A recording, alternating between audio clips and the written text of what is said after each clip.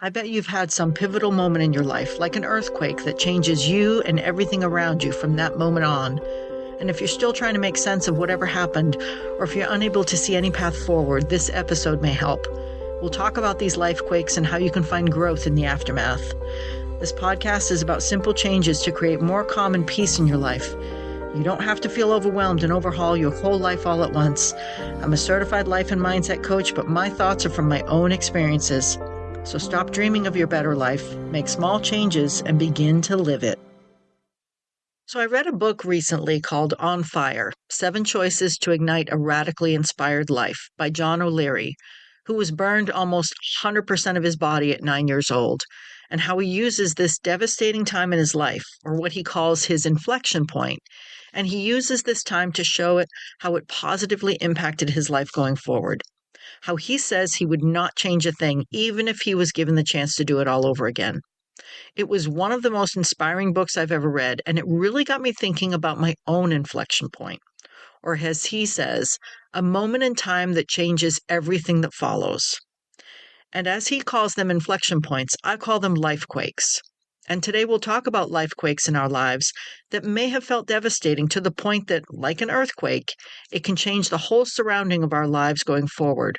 And while this sounds awful and nothing anyone wants to live through, where can we find the positive in it all? Maybe you've been through your own life quake, or maybe you're going through one now, or you know someone who is. But just like an earthquake, there can be beauty and new growth from these moments in our lives. Now, I know this is a heavy subject, and I'll warn you that some of what I will talk about could be triggering, including suicide. So please don't listen if you feel that you'll be triggered, or listen with a friend, family member, or therapist by your side for support if you need. So let me first make this comparison of a life quake to an earthquake. An earthquake doesn't destroy because it's malicious. It happens because of the pressure that's been building for a long time beneath the surface. Tectonic plates shift when they can no longer stay where they are because of this pressure. And life quakes work the same way. They happen when something in our life can no longer remain as it is or as it was. A relationship, a job, an identity, a belief about ourselves. Or it could be something simply that has happened to you that you've had to live through, a health issue, a divorce, childhood trauma. We might ignore the pressure for a long time, but eventually we feel it. We know that something has to move, something has to change. Now, when an earthquake hits, buildings fall down in piles, roads crack, and they're no longer passable. Land shifts. Well, with life quakes, the damage is more internal and within us, yet you still feel the ground you stand on may no longer be stable. What you thought was solid suddenly isn't. You feel stuck and yet moving in a fog at the same time. And sometimes this life quake happens to you. It's something done by someone else, or sometimes it could be you that has created the life quake. You needed to force the movement to happen, like ending a toxic relationship. So like an earthquake where you have no control sometimes, or maybe it's from a purposeful dynamite blast, in either case, you still need to deal with the aftermath. But sometimes the aftermath, that devastation, can lead to new growth. After an earthquake, the land is changed, but not always for the worse. Earthquakes can trigger the release of nutrients into the soil, fostering biodiversity and new growth. Life quakes can help you begin to think a new way. They can create growth and foster resilience within you. Earthquakes can create pathways for water to recharge aquifers, reshape landscapes. They can bring mountains to the surface and new fault lines that create beautiful valleys and flowing springs. Life quakes can reshape your thinking, your beliefs, your whole way of life. But it's up to you as to how you divert that thinking, what life direction you take to create more beauty. Earthquakes can create the discovery of important resources like natural gas and oil. And so too, life quakes can help you discover things about yourself that you might not have seen otherwise. Earthquakes can initiate ecological succession with new plant species and increase water availability into the soil and create more diverse landscapes that are needed to support even more life and growth. Well, so too can your life quake help you learn and grow and help you solidify your values and support you so that no matter what comes your way, You are grounded with stronger roots than before. Lifequakes can break open parts of us and bring things to the surface that we didn't even know needed attention. Now, lifequakes force honesty. You can't pretend everything is fine when the ground has shifted. You ask questions that you can't ignore anymore. Is this how I want to live? Is this who I want to be? What actually matters to me? Those questions can feel really difficult to deal with at first, but they can be doorways to allow you to walk through to your next best life. Another parallel is that rebuilding after an earthquake is intentional. People don't just put things back exactly as they were. They reassess and they strengthen foundations. Maybe building codes are changed for future protection. After a lifequake, you get the same opportunity. You can rebuild your life in a way that reflects who you are now, not who you were before everything shifted. And maybe you build your armor and you create future protections. And growth after a lifequake doesn't mean dramatic overnight change. Just like rebuilding a city, it happens slowly. One decision, one boundary, one small choice that honors the life you deserve, the life you're choosing to live. Devastation and growth do not need to be opposites. Sometimes they're part of the same process. So let me share a lifequake that I had when I was 17, where it was the worst time of my life, but it also created a turning point in my life. Now, my birth parents divorced when I was about 6 or so, and then my dad remarried a wonderful woman when I was about 7, which, of course, with a divorce, it's already in its own inflection point in a young child's life. And while my parents always did what they thought was best, that rupture created a fault line that no one, including myself, knew was even there. As a teen, I started acting out and rebelling, and I remember during that time thinking I hadn't earned love, that my new mom got stuck with me as part of the package, but that I wasn't really wanted. But for her to marry my dad, she had to be stuck with me. Now, let me be very, very clear. She never, in all of those years, said or did anything to make me feel that way. And in fact, she did just the opposite, loving me as if she had birthed me. But that's what my brain was saying internally. And I think I pushed things to prove myself right. And things progressed to the point that I moved out when I was 16 to a friend's house. And then at 17, I went from a straight A student to a high school dropout living in a boarding house alone.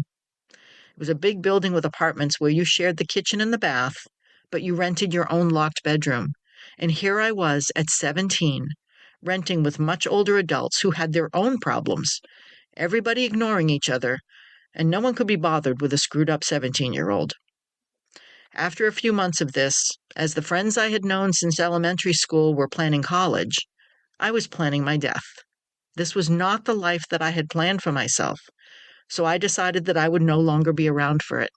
And I took all the remaining money I had from my job, and I bought drugs for a few friends, and we all went out together. And when I came home by myself at 2 a.m., I decided that was it. I played Meatloaf's song Heaven Can Wait over and over on my turntable while I tried to cut my wrist. I'm not sure if it was the pain or maybe that I didn't really want to die, but I was scared, and it was a very slow-going process, thankfully. Now, you may have heard my prior podcast on synchronicity, how things happen, you don't know why, but it was the thing that needed to happen, and it connects you in a deep part of your soul and can change your direction. And that's what happened around 8 a.m. I'm exhausted from crying and cutting. My mattress is a mess when the phone rings outside in the kitchen. I hear the apartment door unlock, and the building manager picks up the phone and says, "Hold on." I then hear him unlocking my bedroom door, so I quickly pull the covers up and pretend to be sleeping. And I hear him say, "No, she's fine. Yes, she's okay. She's sleeping." He then closes the door, hangs up the phone, and leaves. Now, this triggered something in me. I realized then this too was not the life that I was supposed to be living. I was an excellent student. I had any future ahead of me, and somehow I knew right then and there that it was on me to make it happen. So I called my dad. I said I needed to see him, and we met for breakfast. I told him what I did, and I said I needed help. So he helped me get back on my feet, and the principal at my school, thank you, Mr. Burns at Central High, allowed me to come back to school after basically being gone for almost a year. But with a full course load and 3 adult education night classes, I was able to graduate with my class. And then I spent the next few years working my butt off, proving to myself and everyone that I was meant for more. Now, you may be asking, who was that? Who was that checked up on me? To this day, I have no idea. No one knew what I was planning, and no one ever said anything to me. So just like I talked about in synchronicity on my last episode, I say again, thank you, universe, for that sign. Now, this was obviously a horrible moment, and do I regret it? Do I wish it had never happened? Not really, because not only has it made me the person I am today, I know without a doubt that no matter what life throws at me, I've already been at that lowest place where life did not feel like it could go on. And in that moment, I knew that it must. I knew that I must. And because of that, everything else after that moment, after that inflection point, everything after that has always been about movement forward. And just like after earthquakes, there may be tremors that follow, moments where fear, doubt, or second guessing pops back up. These aftershocks don't mean that you're failing. They mean that your system is still settling, still finding reassurance in this new life. Communities that rebuild after earthquakes often come back stronger, not because the earthquake was good, but because the response was thoughtful. The same is true for people. A lifequake doesn't define you, but how you respond to it does. And response doesn't always mean pushing through. Sometimes it means resting and asking for help from the community around you. What happened when I was 17 was obviously not easy, and it took me many years to build a new life for myself in my early 20s. And decades later in my 50s, and facing divorce, some of those familiar aftershocks came back again. A new lifequake took place, and while I had to let some buildings fall, let the roads crack again, and find new pathways, I knew it would never be as bad as it had been when I was 17. Because now I had the experience. I knew that I could live through really hard things because I had, and I just needed to give myself some time to figure it out, to let the aftershock settle, to dig out the foundation and build back up again.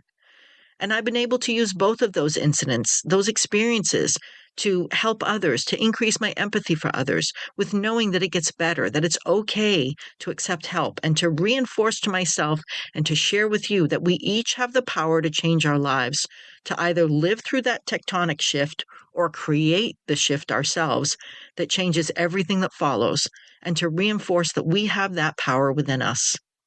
There's a quote that says, "Your trauma may not be your responsibility, but your healing is." So that's why this book really hit me and got me thinking about my own inflection point, my own life quakes, and how just like earthquakes, they can be devastating. They can feel that they wipe out every bit of life left in you, but at the same time, they can be the fire starter to clear cut the old and make space and create new growth in its path.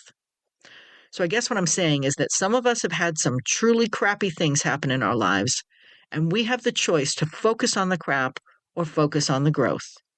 Yes, you can still have those moments when you let it bubble up, and just like when that pressure builds underground, you have to release a little. You maybe have a good cry, but then you appreciate the sun that always shines. You find the beauty even in the cracks that opened, the flower that grows in between the cracks, and you know that you can move forward.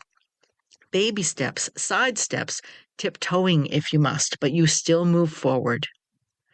And if you're listening and you've been through your own lifequake, or maybe you're in the middle of one right now, you may still be struggling to find the good in it. So here's some thoughts that might help. Shift by moving from asking, why did this happen to me, to asking, what is this showing me about my life right now? And is there something maybe building beneath the surface that I might be suppressing, and why? Slow your inner narrative by naming what is actually happening. Slow down your thoughts and stop racing to what you think is an inevitable end. Saying this is painful and uncertain is very different from telling yourself everything is ruined and you'll never be the same. But then again, maybe not being the same is the point. And remember, this is something you are experiencing. It's not who you are. The things that happen or are happening to you are not your identity. You get to choose your identity, and you get to choose it more than once and change it if necessary. Whatever this disruption was or is, it might be making room for something different, something better, even once the air hasn't cleared for you to see it yet. If you've gone through something like this or are now, be patient with yourself. Give yourself some extra grace and kindness. Focus on small moments of self-care, small moments of grounding each day, like a quiet walk or time to yourself. Or maybe focus on one small choice you can make today that supports you, not fixes everything, but supports you, that allows you to remember that you get to make yourself a priority in your life. Over time, these small changes, these small moments, create space for meaning, clarity, and growth to emerge, even when the ground beneath you has changed. You may not recognize the landscape anymore because of the quake, but you can still feel the ground beneath your feet. It might be different grass, different dirt, but it's still something you can step over, step up, and choose to move forward on. And please, if you need help, reach out to family, friends, therapists. It's one of the strongest things you can do. Or text 741-741 and get immediate anonymous help from a crisis text line or some other organization. If you know someone that has gone through or is going through something similar and having a hard time moving forward, please share this with them and help them realize that while life quakes can flatten what was familiar, they can also clear space for something more aligned, more honest, and more peaceful to take root, and help you focus on pulling the weeds and watering the seeds. Let's take every new root of growth, every bit of resilience earned, and every shattered part of ourselves to help each other create a beautiful new mosaic of life, a new way forward, little by little and piece by piece. This podcast is based on my own life experiences. I'm not a therapist, a psychologist, psychiatrist, or any other licensed medical professional. Please share this podcast with anyone you think needs to hear this so that we all move forward, little by little and piece by piece. And thank you, Purple Planet, for sharing your music. And please hit the follow or subscribe button. It really does help.